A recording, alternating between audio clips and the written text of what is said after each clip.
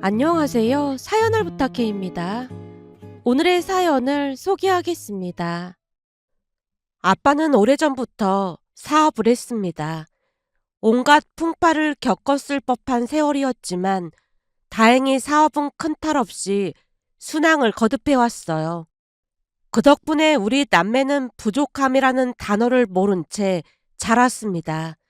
원하는 것이 있으면 손만 뻗으면 닿았고 계절이 바뀔 때마다 옷장도 함께 새로워지곤 했어요.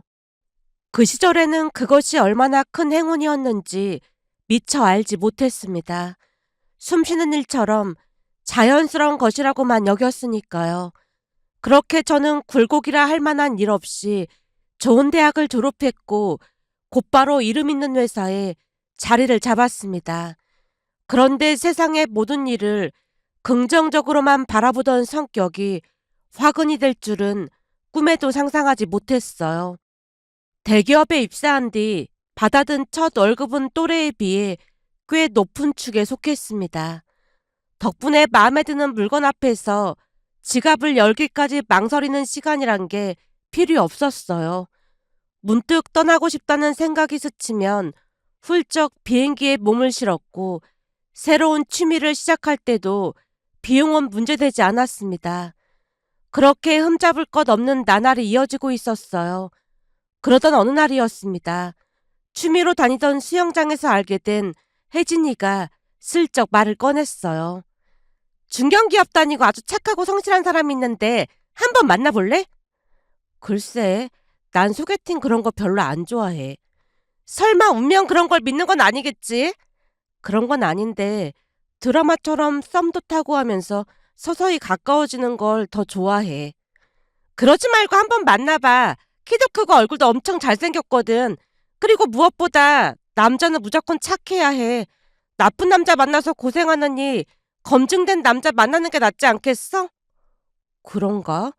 당연하지. 너처럼 세상 물정 모르는 사람은 무조건 착한 남자 만나야 한다니까.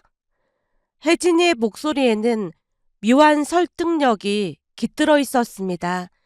반쯤 넘어간 마음 위로 혜진이의 확신에 찬 말투가 마지막 한 수를 놓았고 결국 얼떨결에 소개팅을 하겠다는 대답이 입 밖으로 흘러나왔어요. 며칠 뒤 약속 장소에 나갔는데요. 마주한 첫 인상부터 성실하고 듬직한 느낌이 물씬 풍기는 사람이었습니다. 만남이 거듭될수록 마음의 저울은 급격하게 한쪽으로 기울어 갔어요. 그는 모든 것을 제 박자에 맞춰주는 사람이었거든요. 거기다 혜진이 말대로 체격도 다부지고 얼굴 또한 누가 봐도 눈길이 머무는 훈남이었습니다. 결국 우리는 서로에게 빠져들기 시작했어요. 겨우 두 번째 만남 끝에 연인 사이가 되었다는 소식을 전하자 혜진이가 놀라움을 감추지 못했습니다. 진짜 사귀는 거야? 어, 외모도 딱 내 스타일인데 성격도 너무 좋은 거 있지. 난 태민스처럼 착한 사람은 처음인 것 같아. 완전 내 스타일이야. 거봐, 내가 좋은 사람이라고 했잖아. 완전 잘 됐다. 그리고 부럽다. 혜진이 입에서 부럽다는 말이 새어나왔는데요. 순간 그 두 글자가 유독 또렷이 귓가를 파고들었다고 해야 할까요? 웃음 속에 섞여 나온 말이었지만 그 무게만큼은 가볍지 않았습니다. 결국 눈치를 살피며 조심스레 입을 열었어요. 근데 부럽다니? 혹시 그게 무슨 의미인지 물어봐도 될까? 아, 내가 괜한 소리를 했네. 그냥 나도 모르게 한 말이니까 신경 쓰지 마. 혜진이가 세차게 손을 내저었습니다. 혜진아, 혹시 너도 태민 씨한테 마음이 있었던 거야? 조심하려고 했는데 너무 티가 났나 보다. 근데 그건 예전 일이니까 신경 쓸 거 없어. 그리고 그냥 나 혼자 짝사랑했던 것 뿐이야. 짝사랑? 혜진이가 잠시 고개를 떨궜습니다. 그리고 체념처럼 담담한 어조로 이야기를 풀어놓기 시작했어요.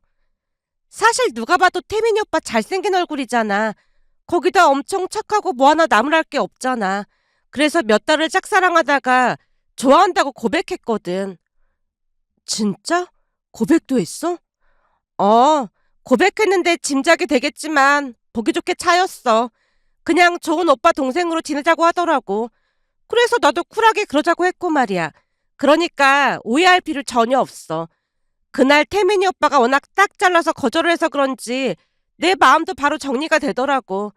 근데 너랑 나랑 찍은 사진을 카톡 프로필로 해놨잖아. 그 사진을 태민이 오빠도 봤던 건지 소개해줄 수 있냐고 정말 어렵게 말을 꺼내더라고. 그래서 네가 좀 부럽고 그런 것도 없잖아 있긴 했지만 이미 마음을 접은 상태다 보니 그냥 쿨하게 소개해준 거야. 근데 바로 사귄다고 하길래 조금 놀란 것뿐이야. 그러니까 절대 오해하지 마. 설마 나를 이상하게 보고 그런 건 아니겠지? 혜진이가 열심히 설명을 이어가고 있었는데요. 말끝에 힘을 주면서도 눈동자 어딘가에 서려 있는 옅은 그림자를 지울 순 없었어요. 그 모습이 왠지 모르게 안쓰러워 가슴 한켠이 뭉클해졌어요. 아니야, 내가 오해할 게 뭐가 있겠어. 그러자 혜진이가 한결 편안해진 표정으로 말을 이었습니다. 근데 너 진짜 남자 잘 만난 거야. 태민이 오빠가 얼굴이 좀 잘생긴 편이라 인기가 많지만 아무한테나 곁을 내주거나 그런 사람이 아니거든. 한마디로 살면서 바람피고 그럴 일은 없을 거라 그 말이야. 얼굴도 얼굴이지만 사실 그 부분에 더 마음이 갔던 것 같아. 암튼 너 남자 잘 만난 줄 알고 있으라고. 둘이 잘 되면 내 덕분이라는 거 잊지 말고.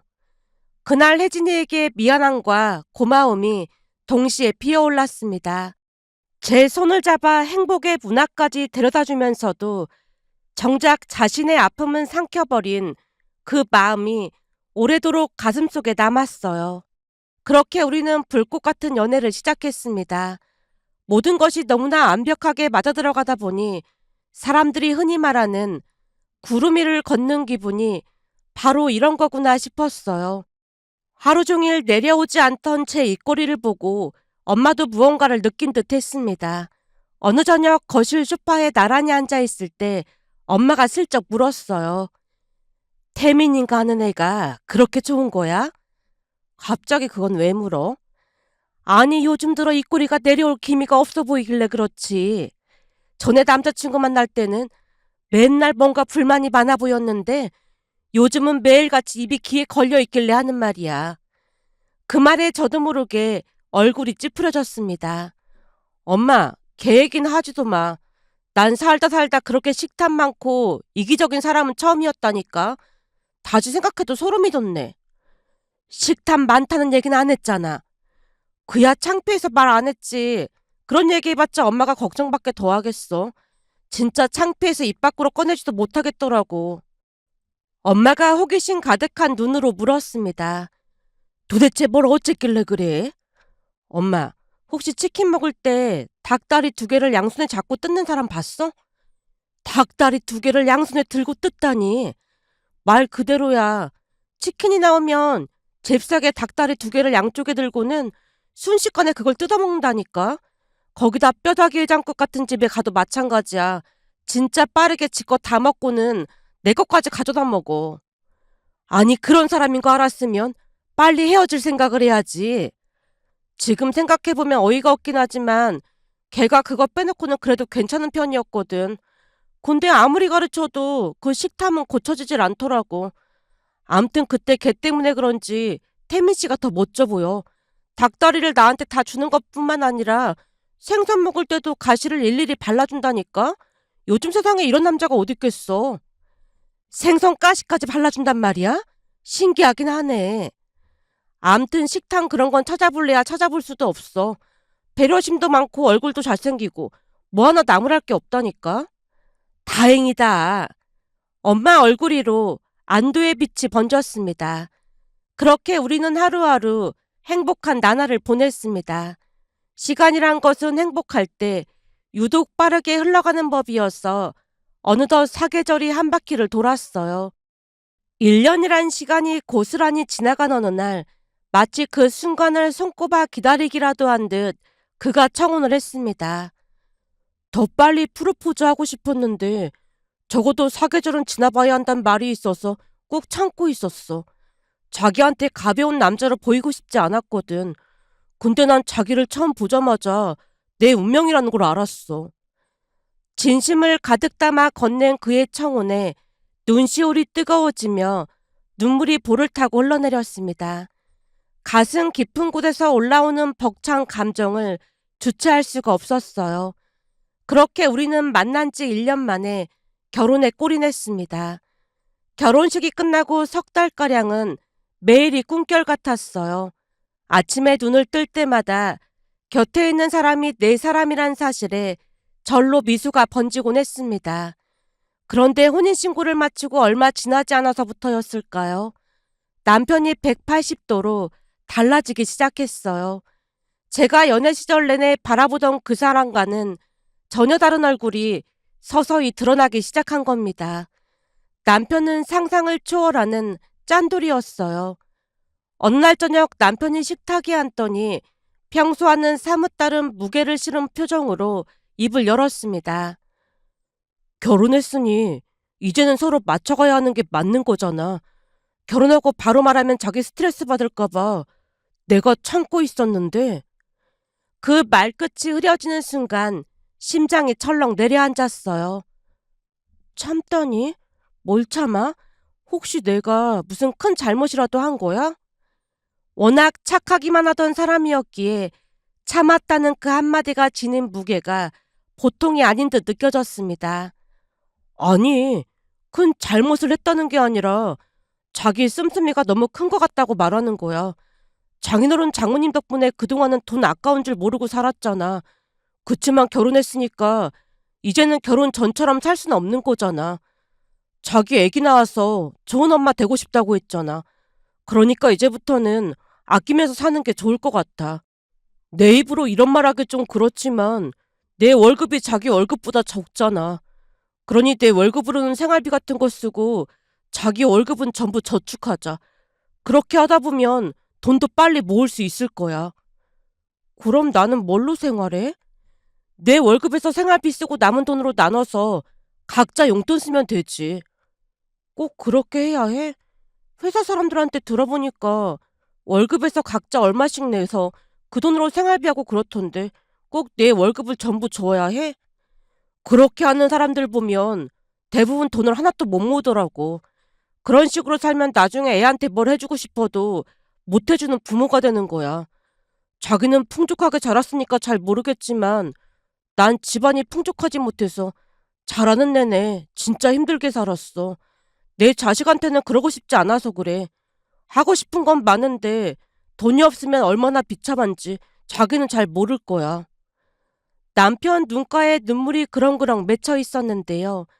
목소리는 나직했지만 그 안에 담긴 진심만큼은 한치의 흔들림도 없었습니다. 어린 시절 궁핍함의 기억이 그의 눈동자 깊은 곳에서 아른거리고 있는 게 보였어요. 남편의 월급이 제 월급보다 적은 편이었습니다.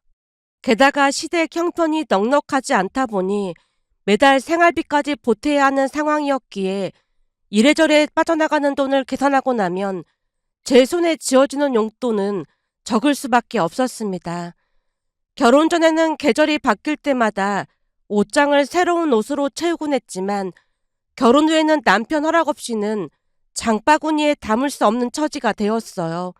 그것도 모자라 남편은 기존에 걸려있던 옷들까지 중고로 내다 팔라며 종용하기 시작했습니다. 쇼핑 금지, 이세 계획을 운운하며 허리띠를 조르는 남편 앞에서 대기업 연봉을 받으며 누리던 화려했던 시절은 마치 전생의 기억처럼 아득히 멀어져 갔어요. 결국 참다 못한 어느 주말 친정으로 향했습니다. 현관문을 열자마자 엄마의 따스한 얼굴이 보이니 그제야 눌러두었던 하소연이 쏟아져 나왔어요. 엄마, 결혼 전에는 잘 몰랐는데 알고 보니 그이가 아주 짠돌이야. 그래서 너무 힘든 거 있지. 짠돌이라니? 그간 쌓여왔던 이야기를 하나하나 풀어놓자 뜻밖에도 엄마는 걱정 대신 웃음을 흘렸습니다. 낭비가 심해서 문제 있는 사람보다 훨씬 나은 거니까 투덜대지 말고 잘 살 생각해. 정서방 말처럼 그동안 네가 돈을 펑펑 쓰고 다닌 건 맞잖아. 가계부 관리도 그이가 다 하고 그런단 말이야. 들어보니 그런 건 원래 여자가 하는 거라고 하던데 나를 못 믿어서 그런 거잖아. 그럼 고양이한테 생선을 맡기는 격이겠지. 암튼 정서방이 잘하고 있는 것 같으니까 정서방 말 잘 듣고 잘 살 생각해. 엄마의 단호한 한마디에 입을 떼지 못한 채 말문이 막혀버렸습니다. 믿고 쳐다간 엄마마저 편을 들어주지 않으니 가슴 한구석이 텅 비어버린 것만 같았어요.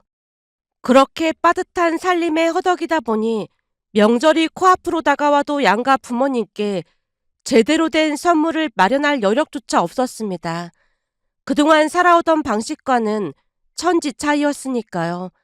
불만이 차곡차곡 쌓여가기는 했지만 남편은 말을 기가 막히게 잘하는 재주가 있었습니다. 나름 합리적으로 포장된 그의 논리 앞에 번번이 고개를 숙이곤 했어요. 명절을 앞둔 어느 날 양가 선물 이야기를 꺼냈습니다. 자기야, 그래도 양가에 명절 선물은 해야 하잖아. 뭘로 준비할까? 명절 선물은 내가 알아서 준비할 거니까 신경 쓰지 마. 회사에서 명절 보너스도 나왔으니까 명절 선물은 잘 챙기도록 하자. 알았어. 내가 알아서 할게. 남편이 큰 소리를 쳤기에 알아서 잘 하겠거니 믿고 더는 신경을 쓰지 않았는데요. 명절 전날 시댁으로 출발하기 전 짐을 싣기 위해 차 트렁크를 열었다가 눈앞의 광경에 숨이 멎을 뻔했습니다. 이게 다 뭐야? 트렁크 안에는 꽁꽁 포장된 커다란 상자들이 빈틈없이 들어차 있었거든요. 한두 개가 아니었습니다. 대체 언제 그 많은 것을 준비한 것인지 놀란 가슴이 진정되지 않던 와중에 남편이 대수롭지 않다는 듯 대꾸했어요. 엄마가 꼭 필요하다고 하길래 이것저것 좀 샀어. 마치 별일 아니라는 듯 어깨를 으쓱하는 그의 태연함이 오히려 낯설었습니다. 그래? 저 가댁에도 이미 선물 보냈어. 진짜? 진짜로 선물 보냈어? 당황한 마음을 겨우 눌러가며 물었더니 남편이 씩 웃으며 고개를 끄덕였어요. 당연히 보냈지. 그 말에 적잖이 놀랐습니다. 평소 동전 하나에도 손을 부르르 떨던 짠돌이가 양가 선물을 모두 챙기다니요.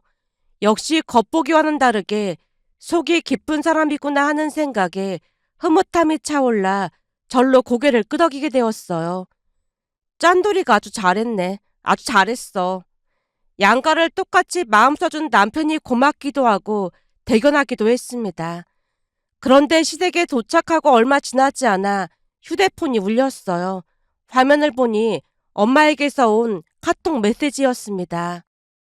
정서방이 선물을 보내왔는데 뭔가 잘못된 것 같으니까 반품하라고 해. 곧이어 엄마가 사진 한 장을 보내왔는데요. 화면을 누르는 손끝이 미세하게 떨렸습니다. 사진을 확인하던 순간 머릿속이 새하얘지면서 아무런 생각도 할 수 없었어요. 한마디로 충격 그 자체였습니다. 화면 가득 펼쳐진 건 상자에 담긴 사과였어요. 여기저기 상처가 나 있었고 물러서 움푹 들어간 것도, 심지어 썩은 듯 거뭇거뭇한 자국도 누가 봐도 먹을 수 없는 상태의 사과였습니다. 선물이란 이름을 붙이기조차 민망한 지경이었어요. 결국 떨리는 손으로 엄마에게 전화를 걸었습니다. 엄마, 진짜 미안해. 미안할 게 뭐가 있어. 니들을 탓하려고 그런 건 아니고 정서방이 보낸 것 같던데 혹시나 사기당한 게 아닌가 하고 보낸 거니까 정서방한테 확인해서 환불 처리하든지 하라고 해. 이런 사과 보낸 업체를 가만두면 안 될 것 같아서 그래. 혹시 니들 다툴까봐 연락할까봐 할까 하다가 업체가 하도 괘씸해서 말한 거니까 정서방한테 뭐라고 하지 말고 그냥 환불 처리하라고 해. 알았지? 알았어. 통화를 하는 내내 부모님 심정이 어땠을지 생각하니 얼굴이 화끈거려 견딜 수 없었는데요. 사이가 보내온 명절 선물이 썩은 사과라니 그 상자를 열어보던 부모님의 표정이 눈앞에 그려지면서 코끝이 시큰해졌습니다. 전화를 끊자마자 언제 작은 방으로 들어왔는지 남편이 물었어요. 장모님이셔? 선물 잘 도착했대? 그 사과 가성비가 대박이더라고. 괜찮다지? 얼마짜리를 샀는데 가성비가 대박이래? 그거 한 박스에 3만 원인가 그랬어. 나 잘했지. 결혼하고 첫 명절에 썩은 사과를 처가에 보내놓고도 천연덕스러운 표정을 짓고 있는 남편을 마주하자 속에서 천불이 치솟아 올랐습니다. 트렁크를 가득 채운 시댁 선물과는 달리 친정에는 3만 원짜리 불량 사과를 던지듯 보낸 그 격차가 머릿속을 짓눌렀습니다. 우리 부모님을 대체 얼마나 가볍게 여겼으면 그럴 수가 있는 건지 분노가 목 끝까지 차올랐거든요. 사과 상태가 최악이던데 잘했다고? 시댁에는 비싼 선물 잔뜩 샀으면서 진짜 너무한 거 아니야? 매서운 눈으로 노려보자 그제야 상황의 심각성을 깨달았는지 남편이 궁색한 변명을 줄줄이 늘어놓기 시작했습니다. 분명히 상품이 좋다고 해서 산 것뿐이야. 그런 줄 알았으면 나도 안 보냈지. 우리 집은 철회를 지내다 보니 엄마가 이것저것 부탁한 게 많아서 그거 사다 보니 돈이 부족해서 그랬어. 근데 진짜로 상품이 괜찮다고 해서 보내드린 거야. 지금 그걸 말이라고 해? 저도 모르게 버럭 소리가 터져나왔는데요. 순간 방문 밖에서 인기척이 느껴지더니 시어머님이 벌컥 문을 열고 들어왔습니다. 내가 꼭 필요해서 부탁한 건데 뭘 그렇게 화를 내고 있어? 바쁘니까 얼른 나와서 일해라. 할 일이 얼마나 많은데 별 시덥지 않은 걸로 우리 아들을 힘들게 하고 있어. 그리고 결혼하면 출가 외인인데 당연히 시댁부터 챙겨야지. 뭐가 불만이야? 콧노래까지 흥얼거리며 새로 장만한 조리도구를 자랑스레 내보이는 시어머니의 뒷모습을 바라보고 있자니 주방 천장이 빙글빙글 도는 것만 같았습니다. 현기증이 밀려와 벽에 손을 짚어야 할 지경이었어요. 하지만 그건 시작에 불과했습니다. 진짜 기가 막힌 일은 시누이가 등장하면서 벌어졌는데요. 잠시 후 현관문이 벌컥 열리더니 시누이가 두 손바닥을 펼쳐서 쭉 내밀며 남편에게로 달려들었어요. 오빠, 내 명품백은 사왔겠지? 명절 선물로 준다고 약속했잖아. 남편이 머쓱한 웃음을 흘리며 황급히 시선을 돌렸습니다. 뭐? 명품백? 이게 다 무슨 소리야? 제 목소리가 떨리고 있었어요. 남편이 다급하게 시누이에게 다가가 작은 목소리로 속삭였습니다. 내가 언니 앞에서 절대 말 꺼내지 말라고 했잖아. 오빠가 동생한테 선물 주는 게 숨길 일은 아니잖아. 명품백 어딨어? 시누이가 두리번거리자 남편이 체념한 듯 손가락으로 시누이 방 쪽을 가리켰습니다.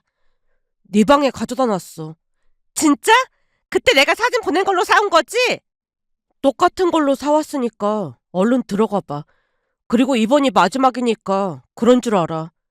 순간 눈앞이 깜깜해졌어요. 화장품 하나 쇼핑몰 장바구니에 넣으려 해도 가계부를 들이밀던 사람이 시누이에게 명품백을 선물하다니요. 귀를 의심하고 또 의심해도 눈앞에서 오간 대화는 분명한 현실이었습니다.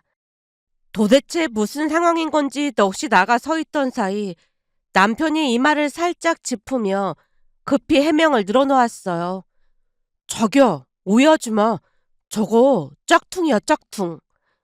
거짓말하지 말고 사실대로 말해. 얼굴이 무섭게 일그러지자 남편의 목소리가 한 톤 낮아졌습니다. 집안 형편이 어렵다 보니 동생이 명품백 한 번 못 가져봤거든. 그러니 얼마나 가지고 싶겠어. 자기가 명품백 가지고 다닐 때마다 동생 생각나서 마음이 아프더라고. 그래서 오빠로서 큰맘 먹고 하나 사준 거야.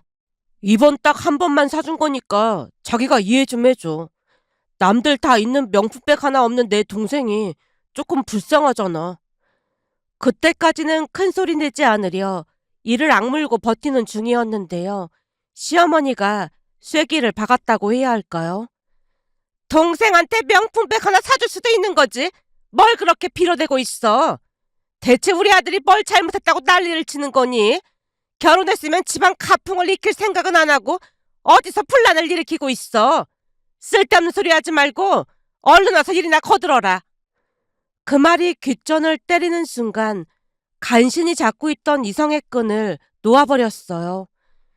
결혼하자마자 내 카드 전부 없애고 월급도 저축한다고 다 가져갔잖아. 옷 하나 사는데도 그렇게 눈치를 주면서 태어날 아이를 위해서 아끼라고 하더니만 이게 지금 말이 된다고 생각해? 숨을 거칠게 몰아쉬며 남편의 눈을 똑바로 쏘아보았습니다. 자기야, 내가 전부 설명할게. 우리 부모님께는 썩어빠진 사과 보내놓고는 무슨 설명을 할 건데? 그건 나도 사기당한 거야. 진짜 억울해. 남편의 변명이 채 끝나기도 전에 시어머니가 한 발짝 앞으로 나서며 고함을 질렀습니다. 너 눈에 뵈는 게 없어? 어디서 귀한 우리 아들을 기죽이고 있어? 감히 며느리가 어디서 이따위로 행동을 해? 시어머니의 호통이 집안을 가득 채우자 천군 만마를 얻은 듯 남편이 적반하장으로 돌변했습니다. 너네 집은 원래 잘 살아서 필요한 것도 별로 없잖아. 그동안 우리 가족은 진짜 힘들게 살았어. 근데 그걸 이해 못해줘? 넌 측은지심 그런 것도 없냐? 내가 오죽했으면 그랬을까? 그런 생각 좀 해주면 안 돼? 그동안 넌 돈 걱정 안 하고 편히 살았잖아. 근데 우리 가족한테 겨우 몇백 쓴 게 그렇게 불만이야? 이제는 한 가족인데 그것도 이해 못해줘? 있는 사람이 베풀라는 말도 못 들어봤어? 들어보니 가진 사람들은 기부도 하고 그런다고 하던데 그냥 기부했다고 생각하면 되는 거잖아. 시어머니 앞에서 지금 이 난장판을 피울 일이야? 너만 참았으면 다 행복했을 텐데 꼭 이랬어야 해? 니네 집이 누리던 것들 이제 우리 가족도 좀 누리면 안 돼? 결혼했으면 양과 똑같이 잘 살아야 공평한 거잖아. 한마디 한마디가 귓가를 스칠 때마다 분노 대신 서늘한 기운이 등줄기를 타고 스며들었어요. 뜨겁던 감정이 순식간에 차갑게 식어버린 건 그 말들 속에 숨겨진 진짜 의미를 머리가 읽어냈기 때문이었습니다. 공평, 한가족. 그럴싸한 단어들로 포장되어 있었지만 결국 그 속에 담긴 뜻은 하나였어요.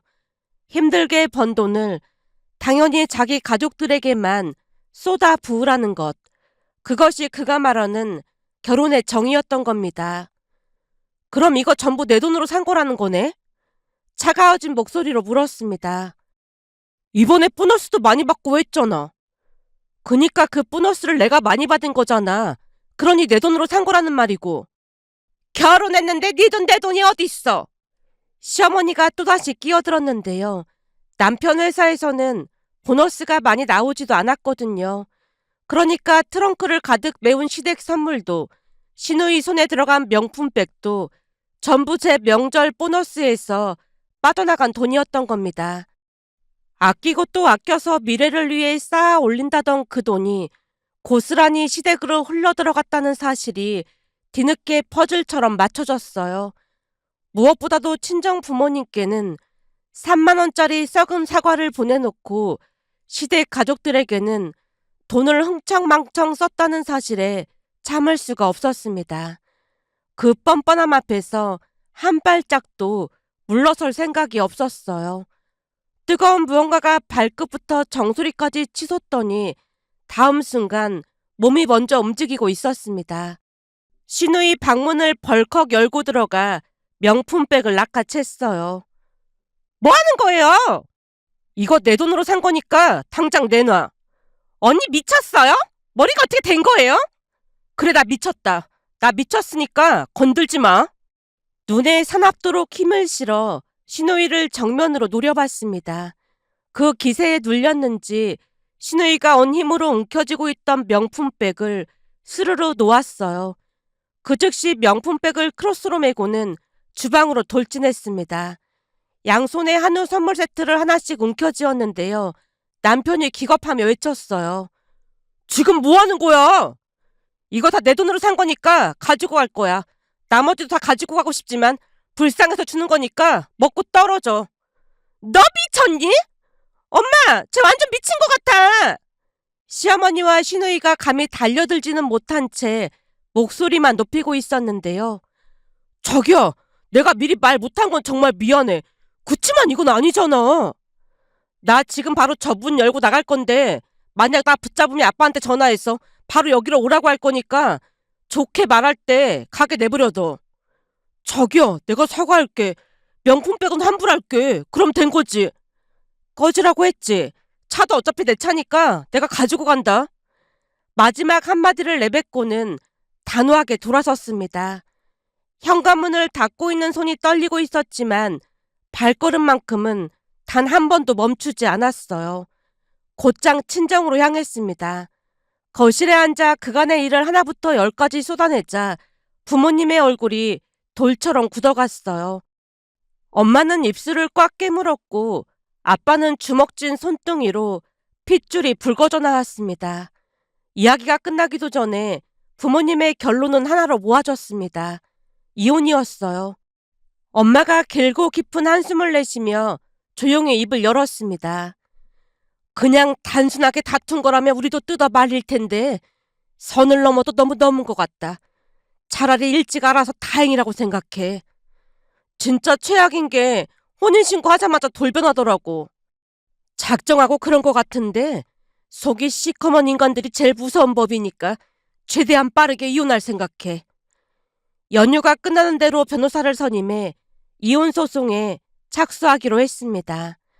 방에 앉아 인터넷으로 소송 절차며 필요한 서류들을 하나씩 확인하고 있었는데요. 남편이 친정까지 찾아온 게 아니겠어요? 대체 무슨 말을 늘어놓을지 궁금했던 아빠가 현관문을 열어주자 남편이 안으로 뛰어들어오더니 거실 바닥에 무릎을 꿇고 연신 빌기 시작했습니다. 자기야, 내가 다 잘못했어. 난 엄마랑 동생이 불쌍해서 그랬던 것뿐이야. 진짜 잘못했어. 다 필요 없고 이혼 소송 바로 시작할 거야. 지금 살고 있는 집도 우리 아빠가 해준 거니까 짐 싸서 나가. 혼수로 가져온 가전제품은 내가 알아서 보낼 테니까 그렇게 알고 있어. 담담하게 그러나 한치의 흔들림도 없이 선언했습니다. 목소리에는 더 이상 분노도 미련도 남아있지 않았어요. 이미 감정의 온도가 영하로 떨어진 뒤였으니까요. 앞으로는 절대 안 그럴게. 한 번만 용서해줘.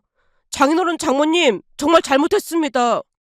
남편이 이마가 바닥에 닿도록 머리를 조아렸지만 아빠가 차갑게 내려다보며 입을 열었습니다. 앞으로 네 월급으로 동생 명품백도 사주고 그러면서 살면 되겠네. 근데 그 월급으로 그 모든 걸 하려면 허리 휘겠다. 그러니 결혼하지 말고 평생 혼자 살아. 남편이 다시 무릎을 꿇으며 목 놓아 매달렸어요. 자기야, 내가 잘못했어. 난 자기 없이 못 산단 말이야. 나 없이 못 사는 게 아니라 내 돈이 없이 못 사는 거겠지. 그 한마디에 남편의 울음이 찰나 멈췄습니다. 급소를 정확히 찔린 사람의 표정이 그런 거겠구나 싶었어요. 자기야, 잘못했어. 진짜 잘못했어. 남편이 울며불며 바닥을 짚어가며 빌어댔지만 아빠가 단호하게 현관 밖으로 밀어냈습니다. 쿵하는 소리와 함께 닫힌 현관문 너머로 남편의 흐느낌이 한동안 복도를 맴돌았지만 그 어떤 울음도 더는 가슴에 닿지 않았어요. 그 이후 남편의 본 모습이 걷잡을 수 없이 드러나기 시작했는데요. 이혼 소송이 본격적으로 시작되자 남편은 완전히 다른 인간이 되어 있었습니다. 법원에서 마주친 남편의 입에서 지금껏 한 번도 들어본 적 없는 본심이 거침없이 쏟아져 나왔어요. 솔직히 네 배경, 직업, 재산만 보고 만난 게 죄야? 난 내가 뭘 잘못한 건지 모르겠어. 그 순간 귀를 의심했습니다.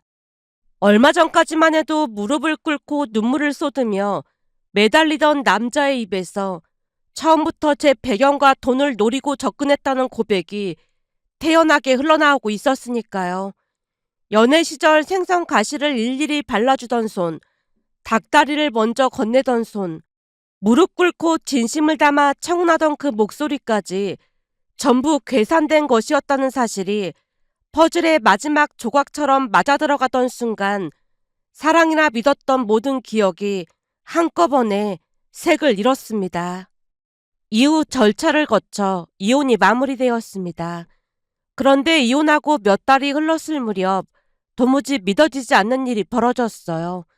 어느 날 혜진이에게서 연락이 왔습니다. 사실 전 남편 일이 있고 난 뒤로 혜진이와는 의식적으로 거리를 두고 지내왔어요. 그녀를 볼 때마다 그때의 기억이 유리 파편처럼 발밑에 흩어질 것만 같았거든요. 하지만 결혼한다는 소식에 모른 척 외면할 수는 없어 자리를 마련했어요. 카페에서 마주 앉은 혜진이가 어색한 표정으로 청첩장을 내밀었는데요.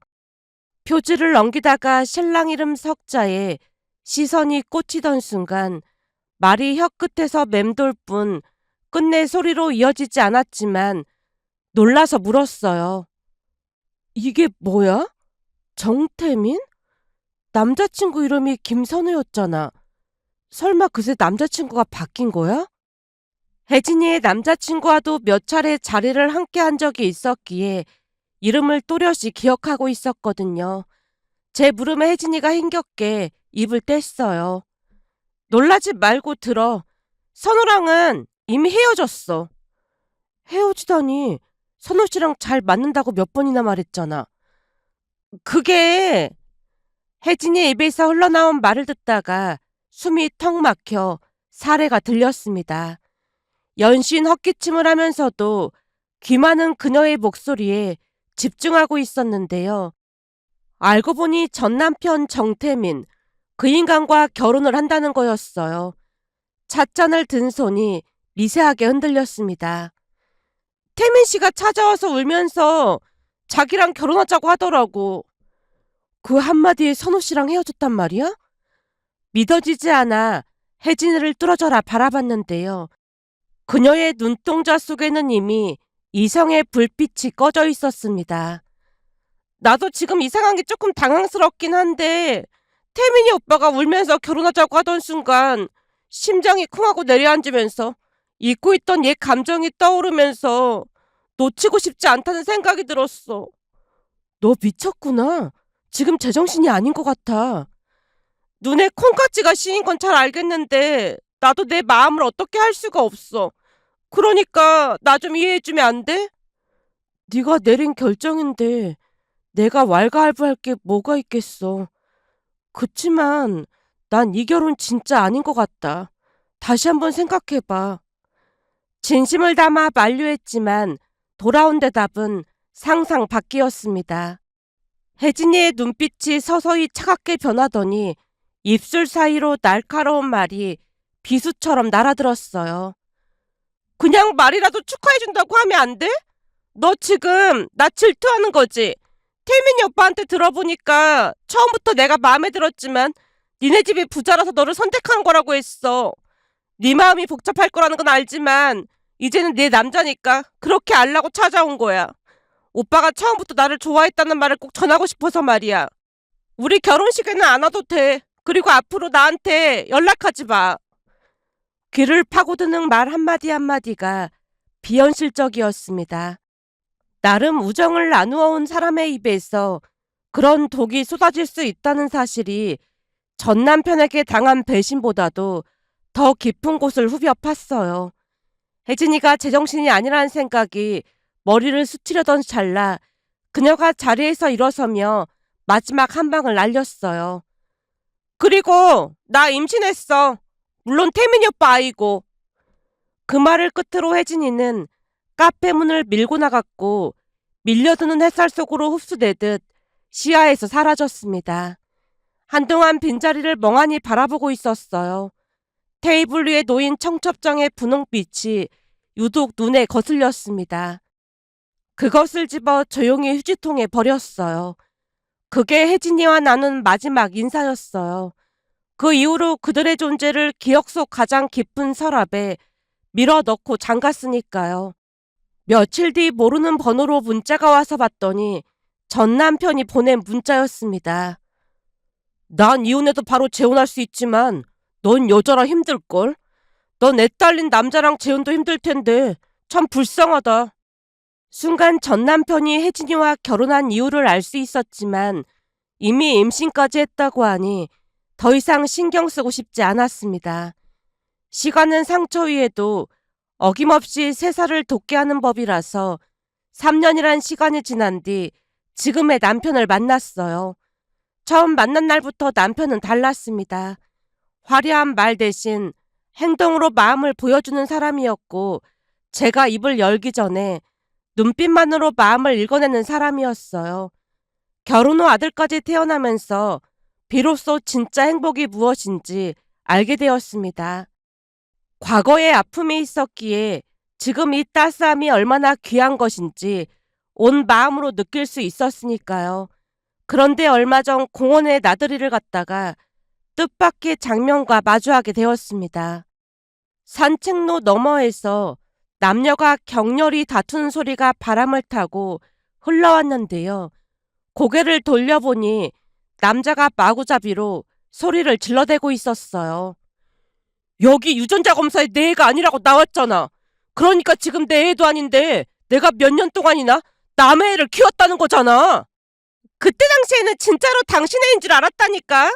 태어났을 때 당신 닮았다고 당신도 좋아했잖아. 애만 아니었어도 너랑 결혼 따위 안 했어. 근데 내 애가 아니라고? 너 이거 어쩔 거야? 내 인생 어쩔 거냐고. 남자가 여자의 어깨를 잡고 마구마구 흔들어댔는데요. 주변 사람들이 모여드는 와중에도 싸움은 멈출 기미가 보이지 않았습니다. 그런데 자세히 귀를 기울이니 남자의 목소리가 어딘지 낯익었다고 해야 할까요? 기억 어딘가에서 들어본 적 있는 그 음색, 그 억양이 유난히 신경을 건드렸어요.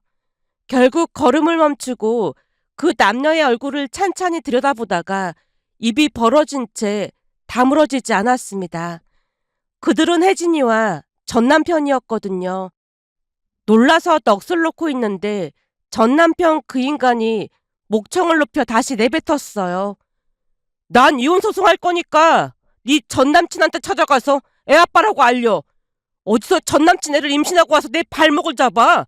너 때문에 내 인생 완전 망했어. 내 인생도 너 때문에 망했어. 니네 엄마랑 동생이 허구한 날 돈 뜯어간 건 어쩔 거야. 혹시 몰라서 그동안 증거 다 모아놨으니까 소송하자. 모르긴 몰라도 너도 절대 유리하진 않을걸? 뭐? 남의 씨를 가지고 와서 집안을 말아먹고는 이게 미쳐도 단단히 미쳤네? 두 사람이 서로의 옷깃을 움켜쥐고 몸싸움을 벌이기 시작했고 결국 주변 사람들이 경찰에 신고를 하는 지경까지 이르렀어요. 그 아수라장 속에서 순간 전 남편과 눈이 마주쳤는데요. 그 인간의 동공이 흔들리더니 이내 미친 사람처럼 괴성을 질러대기 시작했습니다. 제자리에서 방방 뛰며 울부짖는 그 모습은 차마 사람의 것이라 부르기 어려운 광경이었어요. 예전 법정에서 당당하게 본심을 내뱉던 그 얼굴이 형체를 알아볼 수 없을 만큼 일그러져 있었습니다. 제 배경과 재산을 노렸다고 태연히 고백하던 그 입이 이제는 자기 아이인 줄 알았던 아이가 자기 핏줄이 아니라는 현실 앞에서 산산이 부서져 내리고 있었어요. 그 이후 그들이 어떻게 되었는지는 알지 못합니다. 알고 싶지도 않았으니까요. 다만 공원에서 마주친 그 마지막 장면으로도 파국이라는 두 글자 외에는 떠오르는 단어가 없었습니다. 전 남편과 이혼할 당시 주변에서 너무 섣부른 결정이 아니냐며 고개를 갸웃하던 사람들도 적지 않았습니다. 겨우 첫 명절에 벌어진 일 하나로 혼인을 끝내느냐고 좀 더 지켜봐야 하는 거 아니냐는 그 말들이 한동안 마음 한켠을 긁어대기도 했어요. 하지만 그 이후 전 남편의 행적을 하나씩 전해들으며 이혼하길 100번 1000번 잘했다는 확신이 가슴 깊이 뿌리를 내렸습니다. 만약 그때 주저앉아 한 번만 더, 한 번만 더를 되뇌었더라면 저는 어떤 모습이 되어 있을까요? 생각만으로도 등골이 서늘해져서 이렇게 글 남겨봅니다. 오늘의 사연은 여기까지였습니다. 즐겁게 보셨다면 구독, 좋아요 부탁드립니다. 고맙습니다.